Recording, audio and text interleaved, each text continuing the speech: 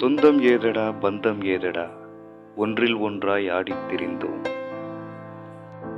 உள்ளம் திறந்து பெயரைத் தெரிந்து கொஞ்சம் கொஞ்சமாய் சொந்தம் சேர்ந்தோம். பள்ளிக் கடலில் நட்பின் அலையில் மூழ்கியிருந்து நீச்சலடித்தோம்.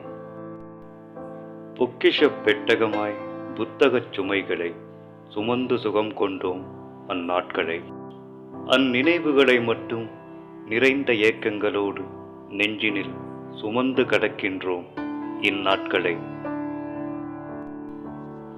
அந்தி வெயிலின் இடைவெளியில் தொட்டுப் பிடிக்கும் ஆட்டம்பாட்டங்கள், காலம் செய்த ஓர் இடைவெளியில் எங்கே சென்றது நட்பின் ஆட்டங்கள்.